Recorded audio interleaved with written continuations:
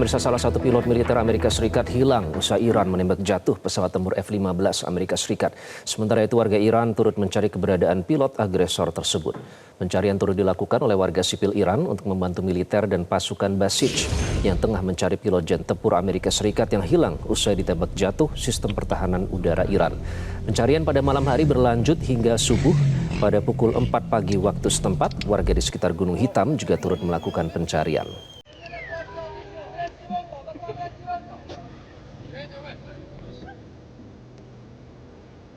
Sementara itu, Korps Garda Revolusi Islam mengumumkan telah menembak jatuh pesawat Amerika Serikat yang melakukan pencarian terhadap satu pilot jet tempur F-15 milik agresor Amerika Serikat di selatan Isfahan.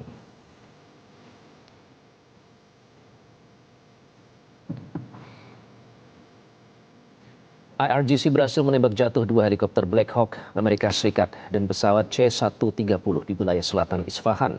Sementara itu, sumber militer Iran menyampaikan pada media Tasnim News Agency bahwa pesawat Amerika Serikat justru mengebom sejumlah area di daerah Kohgiluyah yang diduga tempat jatuhnya pilot Amerika Serikat. Serangan itu dilakukan usai pasukan Amerika Serikat kehilangan harapan dalam operasi pencarian untuk menyelamatkan pilot.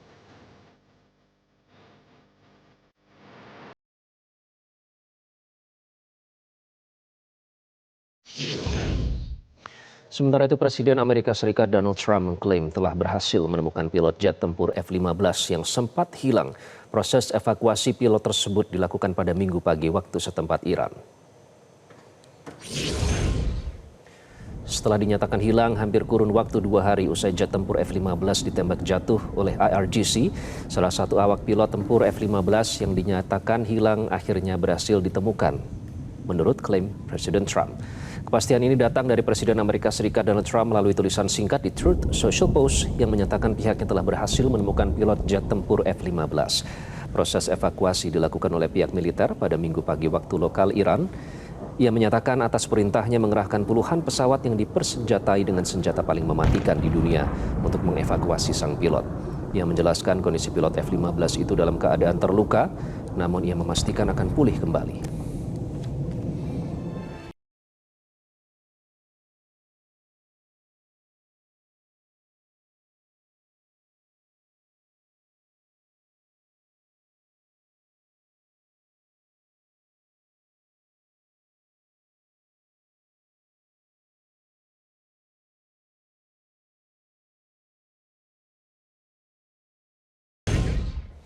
Pakar strategi militer PPAU Marsma TNI Purnawirawan Agung Sasongko Jati menduga Iran kemungkinan menggunakan sensor elektrooptik atau inframerah untuk mendeteksi F-35 sebelum ditembak jatuh. Agung menyebut sistem siluman F-35 lebih efektif terhadap deteksi radar, namun bukan sensor inframerah. Kan ekornya sayap itu ada panas, maka dia menggunakan sistem Bafar 373 punya Iran. Sistem itu selain menggunakan radar biasa, dia juga menggunakan sensor inframerah, jarak jauh bisa 200 km. Makanya kelihatan di film itu kan pesawat ada ininya. Kenapa? Dia pesawatnya ngarah ke sana, pantatnya kan mengeluarkan panas, nah itu tertangkap. Nah kemudian misalnya diluncurkan dari tempat lain diarahkan selama 0 menuju dia jatuh. Jadi sama sekali dia tidak tahu sudah didetek. Kenapa? Karena menggunakan sensor inframerah.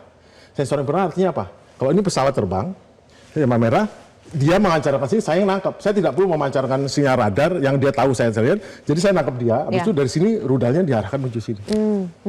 Jadi sebetulnya total yang jatuh atau hancur itu sudah lebih banyak daripada yang diberitakan, Pak? Iya, lebih banyak. Tapi Iran juga menjaga marwah Amerika dengan tidak ngomong, ya mungkin cuma dibilangin yang kemarin nih sekali. Tapi lebih dari itu, selain itu dia nggak ngomong. Tapi makanya mereka saling blackmail, saling menjaga, saling ini. Kamu tak sampaikan, oh iya, ini ada konsensus. Mereka korsif diplomasi itu begitu, ada yang di bawah tangan, ada yang di atas tangan. Perang narasi antara Amerika Serikat dan Iran muncul di balik jet tempur F-15 yang ditembak jatuh pada Jumat lalu. Imbalan puluhan ribu dolar Amerika bagi warga Iran yang bisa menangkap awak pilot. Sementara Presiden Amerika Serikat Donald Trump mengklaim telah berhasil menemukan awak pilot tersebut. Lalu apa sesungguhnya yang ingin dicari dari jatuhnya pesawat jet tempur milik Amerika Serikat F-15 ini? Kita langsung membahasnya bersama analis Timur Tengah Faisal Assegaf. Mas Faisal, selamat sore. Selamat sore Mas, apa kabar? Baik, sehat. Semoga Mas Faisal selalu sehat. Mas Faisal, ada saling klaim yang berbeda antara Iran dan juga Presiden Trump. Nah, sebenarnya juga ada kampanye disinformasi ya, kalau saya ini sempat mencari datanya bahwa kampanye disinformasi sengaja dibuat untuk mengecoh pasukan Iran di darat seolah-olah pilot sudah ditemukan. Nah, ada apa di balik saling klaim ini, Mas Faisal? Ya, memang terjadi perbedaan klaim yang menarik tuh, jadi sangat kontras. Ketika Presiden Trump mengklaim berhasil menyelamatkan pilot kedua, itu kemarin. Jadi yang pertama itu beberapa jam setelah ditembak jatuh oleh sistem pertahanan udara Iran, F-15 Eagle Strike itu di wilayah pergunungan Zagros, itu di antara dua provinsi, Koiluge Broder Ahmad dan Khuzestan. Jadi di antara dua provinsi itu. Nah, terus kemudian lewat operasi mengerahkan ratusan pasukan komando, puluhan jet dan helikopter tempur, kemungkinan juga ada F-35 di sana, ada F-22 Raptor atau F-15, kemudian helikopter Black Hawk, terus juga ada kabarnya ada Chinook dan pesawat angkut Hercules Superjet, karena untuk membawa pasukan komando yang ratusan itu sendiri. Nah, tapi dari sisi Garda Revolusi Islam Iran, mereka mengklaim bahwa operasi itu gagal. Jadi sama sekali baik, tapi Iran tidak bilang apakah mereka berhasil menemukan pilot yang navigator itu sistem persenjataan sistem weapon of visor itu SWO atau tidak. Tapi yang jelas Garda Revolusi membantah bahwa Amerika telah berhasil mengevakuasi menyelamatkan pilot yang kedua yang menurut Trump berpangkat kolonel. Nah, ada yang menarik di sini. Menurut Khatam Al-Anbiya, markas besar Khatam Al-Anbiya, dia bilang ada 4 pesawat tempur Amerika Serikat yang berhasil ditembak jatuh. Yang pertama adalah 2 C-130, itu Hercules Superjet C-130, kemudian 2 Black Hawk yang berhasil ditembak. Jadi 4 dalam operasi penyelamatan itu. Tapi yang diakui oleh Amerika hanya 2 C-130. Nah, kabar C-130 itu akhirnya berhasil mendarat darurat di sebuah bandara di wilayah pegunungan Zagros, itu yang memang sudah tidak dipakai lagi, dan mereka memanggil 3 pesawat angkut baru untuk menggantikan itu. Tapi sebelum mereka pergi, ini dari versi Amerika, sebelum mereka pergi, mereka menghancurkan 2 Hercules C-130 itu agar tidak bisa digunakan atau diambil oleh Iran. Jadi saya kira perang narasi ini sangat penting, karena memang hal memalukan bagi Amerika ketika jet-jet tempur canggih mereka ternyata bisa dijatuhkan oleh Iran. Iran ini kan ya sudah dikenai embargo militer sejak 1979, tapi bisa mengembangkan sistem pertahanan udara yang bagus. Bahkan klaim dari juru bicara markas Khatam Al-Anbiya, Ibrahim Zulfagari, dia bilang bahwa Iran sudah menerjunkan sistem pertahanan udara yang baru, dan itu buatan dari ilmuwan-ilmuwan atau ahli-ahli persenjataan Iran. Dari semuanya versi Garda Revolusi itu sudah banyak jet tempur Amerika Serikat yang rusak ataupun ditembak jatuh. Selain F-15 Eagle Strike ini harga per unitnya $110 juta. Kemudian ada E-3 AWACS. Itu E-3 AWACS itu yang di pangkalan Pangeran Sultan di Arab Saudi yang dihantam oleh rudal Iran. Itu kalau nggak salah 1 atau 2, itu harganya sekarang sekitar $700 juta. Kemudian Garda Revolusi hari ini mengklaim mereka sudah menembak jatuh 162 pesawat Nirawak Hermes 900 milik militer Israel dan MQ-9 Reaper milik Amerika Serikat. Selain itu juga sudah menembak 2 tadi, seperti pengakuan versi Garda Revolusi, sudah menembak jatuh 2 helikopter tempur Black Hawk, tapi yang diakui Amerika hanya Hercules C-130. Itu kalau Hercules C-130 pesawat angkut personal ini harganya antara 70 sampai $100 juta per unit. Sedangkan tadi Black Hawk antara 15 sampai 30 juta kalau tidak salah, antara itu per unit. Kemudian juga Iran berdasarkan data terakhir sampai 3 April Jumat lalu, klaim mereka sudah menembak 2 pesawat pengangkut pengisi bahan bakar KC-135. Jadi Itu itulah menunjukkan yang jumlah dinyatakan kerugian oleh Gardner material ya Revolution. yang diderita oleh Amerika Serikat. Padahal seperti kita tahu bahkan menurut US Central Command, ini saya kutip, menyebutkan dalam pernyataan di hari Rabu waktu setempat bahwa pasukan Amerika sudah menerbangkan setidaknya 13.000 misi selama perang di Iran dan telah menyerang 12.300 target. Tapi ternyata Iran masih bisa menembak jatuh. Ini artinya pukulan berat terhadap image superioritas kekuatan. Satu lagi, F-35 sudah 2. Hari ini klaim dari Gardner Itu Revolution informasi mereka terbaru menembak ya. jet. Kan bulan Oke. lalu dan di wilayah Iran Tengah bulan ini. Tapi tidak Mas Faisal, disebutkan tapi kapan itu kejadian. terkait dengan pesawat yang ditembak jatuh ini, saya ingin mengutip ya pernyataan dari mantan perwira Angkatan Udara Amerika Serikat, Brigjen Purnawirawan Houston Canwell. Ini nggak kaleng-kaleng, kalau kita lihat track recordnya, dia pernah menerbangkan F-16. Dia menyatakan bahwa tidak pernah ada satupun pesawat jet tempur militer Amerika Serikat yang ditembak jatuh sejak invasi Amerika Serikat ke Irak pada tahun 2003. Nah, kalau mantan perwira Angkatan Udaranya saja sudah bilang seperti ini, apa yang bisa Anda analisis, Mas Faisal? Ya, yang bisa saya analisis artinya klaim Trump bahwa kan Trump pernah mengklaim dalam pidatonya bahwa Amerika Serikat bersama Israel menguasai wilayah udara Iran. Ternyata pada kenyataannya yang tadi saya sebutkan 162 drone Hermes maupun MQ-9 ditembak jatuh, terus juga F-15, terus juga F-35. Ini versi Iran ya. F-35 bulan lalu dan bulan ini itu adalah yang kedua. Itu kan pesawat paling canggihnya Amerika punya, istilah pesawat siluman F-35. Kemudian juga ada helikopter tempur Black Hawk, kemudian juga pesawat angkut Hercules Super 130.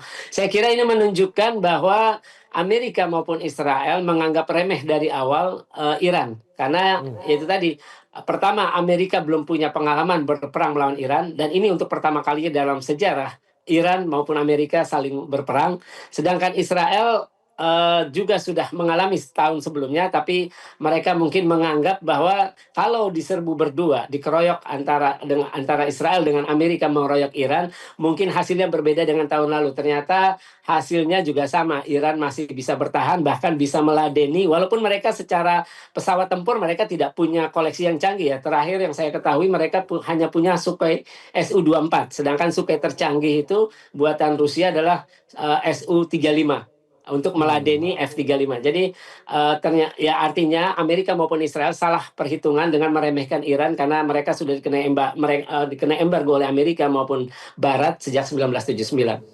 Oke, Mas Faisal, yang menarik ya, Trump menyebutkan seperti biasa di Truth Social-nya bahwa di bawah arahan saya, militer Amerika Serikat menurunkan puluhan angkatan udara dipersenjatai dengan senjata paling mematikan di dunia. Nah, seolah ingin menyatakan bahwa dalam hal ini Trump tidak ingin meninggalkan prajuritnya dan untuk menaikkan moral pasukan dan kepercayaan dari publik. Di sisi lain, Iran saat ini sedang membuka mereka ingin menjadi relawan. Dan bahkan yang siap menjadi martir itu ada 10 juta relawan perang yang sudah mendaftar. Di antara narasi-narasi yang berkembang ini, apa yang bisa Anda tangkap? Apakah ini artinya masih berusaha untuk perang ini akan terus berlanjut, atau nanti diplomasi yang diklaim Trump ini akan, karena Trump menyebut akan ada upaya negosiasi kesepakatan damai dengan Iran. Nah, apakah ini artinya omon-omon saja tidak akan direalisasikan diplomasi ini? Yang pertama, kalau kita lihat rekam jejak Trump yang selalu berbohong, ya kita harus skeptis terhadap pernyataan Trump bahwa mereka telah menerjunkan ini, mereka telah berhasil menurunkan menguasai wilayah udara Iran. Terus juga klaim ini juga masih dibantah oleh Garda Revolusi. Ya saya kira apa yang dilakukan Trump dengan sesumbar berhasil menyelamatkan pilot SWO. Ya, walaupun itu benar, itu sebenarnya upaya Trump untuk mengembalikan kepercayaan rakyat Amerika, terutama pasukannya. Karena kita tahu banyak veteran-veteran Amerika, jenderal-jenderal Amerika juga, maupun perwira-perwira petinggi-petinggi intelijen Amerika yang juga menolak perang ini. Karena mereka, yang pertama, seperti kata, saya lupa namanya, mantan penasehat Gedung Putih, mantan penasehat Pentagon, dia bilang, Iran setelah perang ini akan muncul sebagai negara adikuasa. Bahkan kita lihat dia bilangnya seperti itu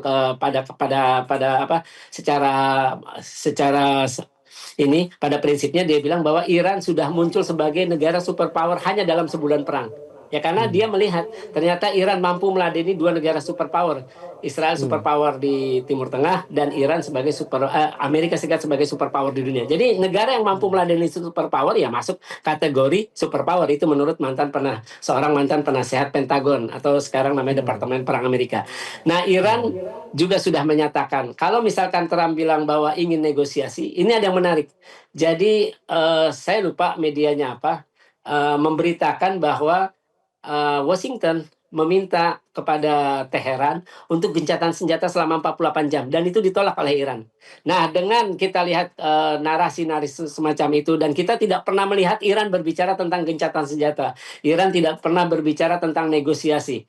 Artinya kita lihat semua selalu dari pihak Trump karena Netanyahu juga tidak pernah berbicara itu. Artinya kita lihat Trump sudah menyadari bahwa Iran tidak bisa dikalahkan. Iran selain tidak bisa didikte, Iran juga tidak bisa dikalahkan.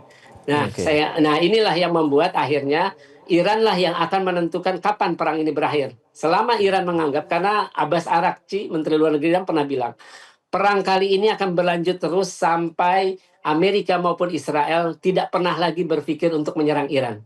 Artinya Iran akan memberikan pelajaran terbaik yang akan dikenang semua masyarakat Amerika, mulai dari masyarakat sipil sampai elitnya, baik elit sipil maupun militer. Oke, Mas Faisal, yaitu semakin mengkonfirmasi bahwa setelah 5 minggu dijatuhi ribuan bom, ternyata Iran masih punya kapasitas untuk menimbulkan kerusakan dan kehancuran bagi superioritas kekuatan Angkatan Udara Militer Amerika Serikat. Anda tadi sempat menyatakan soal Pentagon dan juga Departemen Pertahanan. Yang menjadi pertanyaan saya, Mas Faisal, selama ini kan yang mengeluarkan pernyataan itu selalu langsung presidennya ya, padahal di situ ada Pentagon, ada Departemen Pertahanan Amerika Serikat. Nah, ada apa di balik ini? Kenapa lembaga-lembaga yang seharusnya berwenang untuk memberikan pernyataan ini seperti lebih menahan diri untuk tidak mengeluarkan pernyataan, tapi presidennya langsung yang mengeluarkan pernyataan melalui sosial media, Mas Faisal? Ya, pertama posisinya sebagai kepala negara sekaligus pemerintahan memang tanggung jawab Trump dalam menentukan perang dimanapun di berbagai negara termasuk Indonesia. Hanya kepala negara yang berhak menentukan kapan kita perang, kapan kita berhenti. Nah, Trump sadar dengan kewenangan ini. Jadi dia tidak akan mungkin memberikan kepada menteri-menteri lain atau menteri perang. Menteri perang sih memang pernah beberapa kali menyatakan pernyataan yang sangat konfrontatif, yang tidak berbeda dengan Trump, malah dia ingin menghancurkan, bahkan dia bilang ini perang adalah perang suci. Pete Hegseth itu menteri perangnya. Tapi saya kira Trump berusaha mengambil, artinya begini, Trump sebagai seorang kepala negara, dia bertanggung jawab untuk memberitahu rakyatnya apapun perkembangan apapun perkembangan dari perang ini, walaupun lebih banyak bohongnya. Seperti itu. Nah, saya kira selain itu juga Trump narsis. Trump pengen dia yang akan tampil untuk menjelaskan perang ini, karena memang dia juga dari awal tidak mematuhi atau tidak menuruti arahan-arahan dari intelijen. Pihak intelijen Amerika, karena kan memang salah satunya mantan direktur CIA John Brennan bilang bahwa perang ini adalah hal yang keliru karena Iran tidak pernah menjadi ancaman nyata bagi Amerika Serikat. Kita tahu walaupun Iran dipropaganda negatif mengembangkan senjata nuklir, meski Iran punya kemampuan, dan kita sudah lihat tahun lalu dan tahun ini lebih terasa kemampuan Iran tidak pernah menyerang pangkalan-pangkalan militer Amerika walaupun dipropaganda negatif. Saya kira Trump berusaha, kenapa Trump yang harus ngomong? Karena Trump berusaha meyakinkan kepada rakyatnya bahwa perang ini adalah perang yang punya alasan kuat. Walaupun pada kenyataannya sekarang Trump sadar, ternyata dia tidak mampu mengganti rezim, dia juga tidak mampu melumpuhkan kekuatan Iran. Oke. Artinya untuk menjustifikasi perang yang ia buat sendiri tidak sesuai dengan klaim, tidak akan meninggalkan prajuritnya, tapi di sisi lain justru lebih ada lagi pertumpahan darah dari warganya. Terakhir, Mas Faisal, singkat saja, menurut Anda kalau sudah seperti ini akan lebih banyak pertumpahan darah dari para prajurit Amerika dari perang yang dipaksakan. Artinya warga Amerika juga akan semakin banyak lagi menemui keluhan dalam hidup mereka. Contohnya BBM saja sudah menjadi keluhan tersendiri. Nanti akan seperti apa di dalam negeri, Mas Faisal? Saya kira seperti Sabtu pekan lalu harusnya demonstrasi besar-besaran. Sabtu pekan lalu kan 8-9 juta informasinya yang turun ke jalan. Saya kira rakyat Amerika harus segera bertindak, lebih besar lagi demonstrasi untuk makin menekan Trump untuk menghentikan perang ini. Karena perang ini sudah sangat merugikan. Itu baru pesawat yang tadi saya sebutkan datanya yang jatuh, belum pangkalan militernya, belum radar yang hancur, belum sistem pertahanan udara berbagai pangkalan, belum harga BBM, belum lagi kapal-kapal minyak yang baik itu tujuan Amerika atau negara lainnya di Eropa maupun Asia yang tidak bisa melintasi Selat Hormuz secara bebas. Saya kira rakyat Amerika harus turun ke jalan kalau bisa tiap hari ya untuk mendesak Trump untuk segera keluar dari perang ini. Oke, kita nantikan Mas Faisal. Terima kasih seperti biasa atas analisis Anda di Prime Time News. Sama-sama, Mas.